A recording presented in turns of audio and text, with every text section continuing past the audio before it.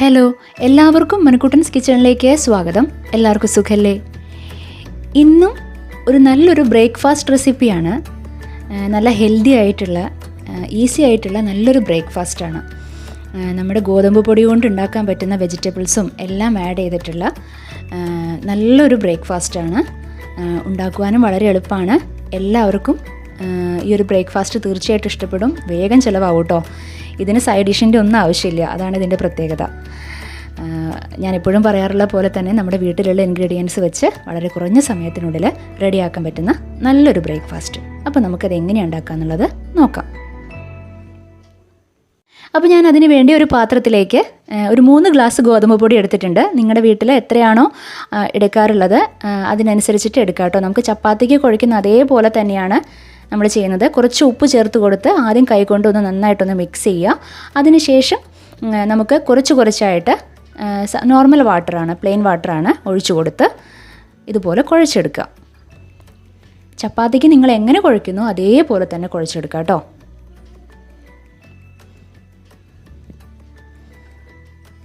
കുറച്ചായിട്ട് ഒഴിച്ചു കൊടുക്കുക.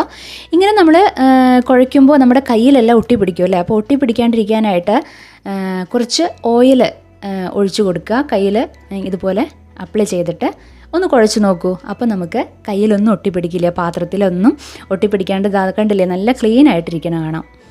ഇതാ കണ്ടില്ലേ, കൈയെല്ലാം കണ്ടില്ലേ. അപ്പോൾ നമ്മൾ കുഴച്ച് വെച്ചിട്ടുണ്ട്. നമുക്കിതൊരു അരമണിക്കൂർ നേരം അങ്ങനെ ഇരിക്കട്ടെ. ഇതിനുള്ളിൽ നമുക്ക് ഇതിൻ്റെ ഉള്ളിലുള്ള ഫില്ലിംഗ് റെഡിയാക്കണം. അതിന് വേണ്ടിയിട്ട് ഞാൻ സ്റ്റൗ ഓൺ ചെയ്യാണ്.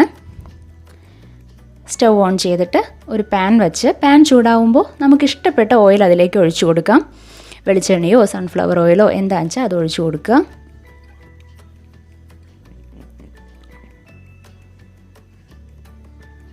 വെളിച്ചെണ്ണ നന്നായിട്ട് ചൂടായി കഴിയുമ്പോൾ അതിലേക്ക് കുറച്ച് കടുക് ഇട്ട് കൊടുക്കാം. കടുകെല്ലാം പൊട്ടിയതിന് ശേഷം നമുക്ക് കുറച്ച് ഉഴുന്നുപരിപ്പ് ഇട്ട് കൊടുക്കണം.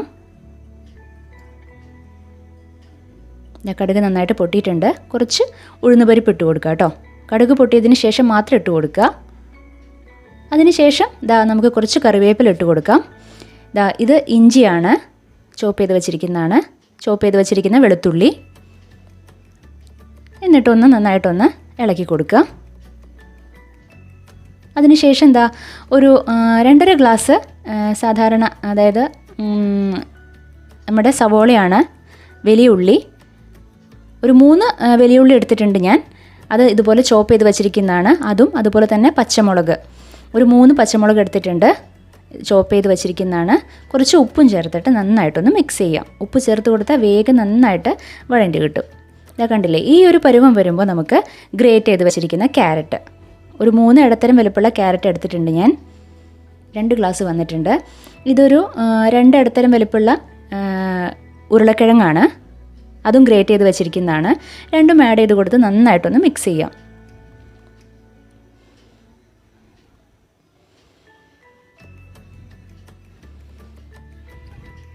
വെള്ളം ഒഴിക്കരുത് കേട്ടോ, അത് പ്രത്യേകം ശ്രദ്ധിക്കണേ.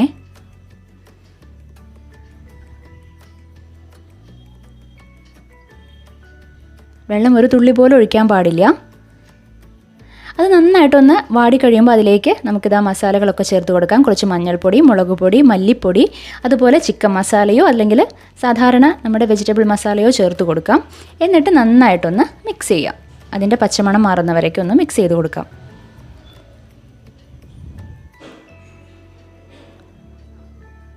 നന്നായിട്ട് മിക്സ് ചെയ്യുന്നുണ്ട്. ഇനി നമുക്ക് അത് നീക്കി വയ്ക്കാം. ഇപ്പോൾ 30 മിനിറ്റ് ആയിട്ടുണ്ട്. നമുക്ക് നമ്മുടെ ചപ്പാത്തി മാവ് നോക്കാം എന്തായെന്നുള്ളത്. അതിലേക്ക് നമുക്ക് ചപ്പാത്തി ഉണ്ടാക്കുന്ന അതേപോലെ തന്നെ ഉരുളകളാക്കിയിട്ട് ഇതുപോലെ, ചപ്പാത്തിക്ക് നിങ്ങൾ എങ്ങനെയാണോ പരത്തുന്നത് അതേപോലെ തന്നെ പരത്തുക, ഒരു മാറ്റവും ഇല്ല കേട്ടോ. ഇതുപോലെ ഉരുളകളാക്കിയിട്ട് എല്ലാം ഉരുളകളാക്കി വെച്ചിട്ടുണ്ട്. എന്നിട്ട് കുറച്ച് ഗോതമ്പ് പൊടി എടുത്തിട്ട് അതിലേക്കൊന്ന് പ്രസ് ചെയ്ത് കൊടുക്കാം. നമുക്ക് കുറച്ച് ഗോതമ്പ് പൊടി പലകമേലെ തൂവി കൊടുക്കാം. എന്നിട്ട് ഇത് 2 സൈഡും ഇതുപോലെ മുക്കിയെടുത്തിട്ട് നമുക്ക് പരത്തിയെടുക്കാം. ചപ്പാത്തിക്ക് പരത്തുന്ന അതേപോലെ തന്നെ കേട്ടോ. ഒരുപാട് റൗണ്ട് ആക്കണ്ട, ഒരുവിധം വലുപ്പം മതി.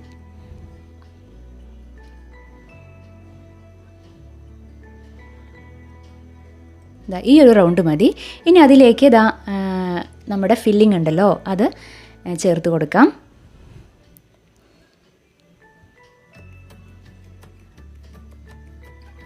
എന്നിട്ട് ഇതുപോലെ മടക്കി മടക്കി മടക്കി ഇതുപോലെ ആക്കിയെടുക്കാം നമുക്ക്. കണ്ടില്ലേ? ഇതുപോലെ നമുക്ക് എല്ലാം ചെയ്തെടുക്കണം കേട്ടോ. നമുക്കൊരു പ്ലേറ്റിലേക്ക് നീക്കി വയ്ക്കാതെ ഇതുപോലെ നമുക്ക് എല്ലാ ഉരുളകളും ഇതുപോലെ ഫില്ല് ചെയ്തെടുക്കണം. എല്ലാം ഫില്ല് ചെയ്തെടുത്തിട്ടുണ്ട്. ഇനി നമുക്ക് ഇത് സ്റ്റാർട്ട് ചെയ്യാൻ നമുക്ക് എങ്ങനെ ഉണ്ടാക്കാമെന്നുള്ളത് നോക്കാം. അതിനുവേണ്ടി ഫ്ലെയിം ഓൺ ചെയ്യുക.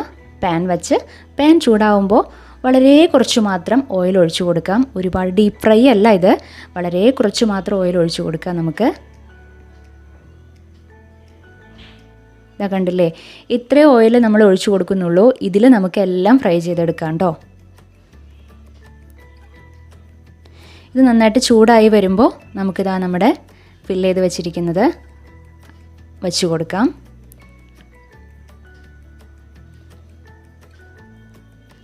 എന്നിട്ട് മീഡിയം ഫ്ലെയിമിൽ വെച്ച് അടച്ച് വയ്ക്കുക കേട്ടോ. അടച്ച് വയ്ക്കുക. തുറന്ന് നോക്കാം. ഒരു സൈഡ് ആയിട്ടുണ്ടാവും. നമുക്കിതാ ഇതുപോലെ തിരിച്ചിടാം.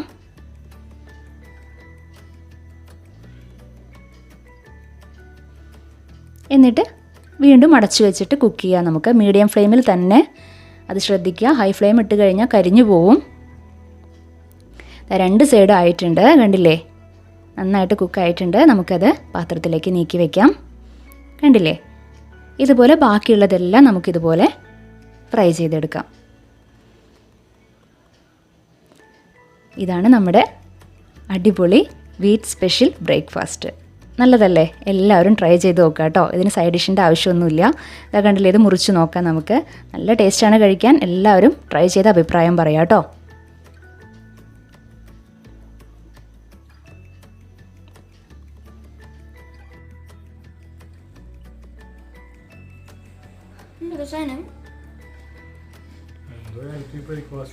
ഇതൊരു ഹെൽത്തി ബ്രേക്ക്ഫാസ്റ്റാ. കഴിച്ചു നോക്ക്. സൈഡ് ഡിഷ് ഒന്നുമില്ല.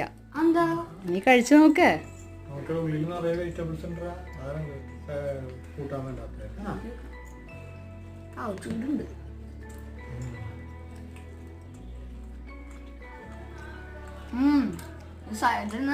തന്നെ ആവശ്യമില്ല. ഇനി അവിടെ സാധനം തന്നെ ഹെൽത്തിയാ അദ്ദേഹത്തിനൊക്കെ.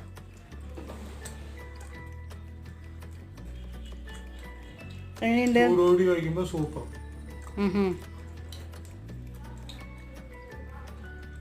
എന്തൊക്കെ വെജിറ്റബിൾസ് ഇട്ടേക്കണേ? നമുക്ക് ഇഷ്ടമുള്ള വെജിറ്റബിൾസ് ഒക്കെ ആഡ് ചെയ്യാം അതിന്.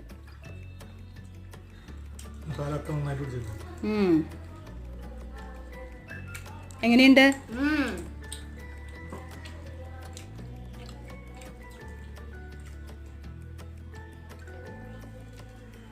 എല്ലാവരും ട്രൈ ചെയ്ത് നോക്കണം. നല്ല ടേസ്റ്റ് ഉണ്ട് കേട്ടോ.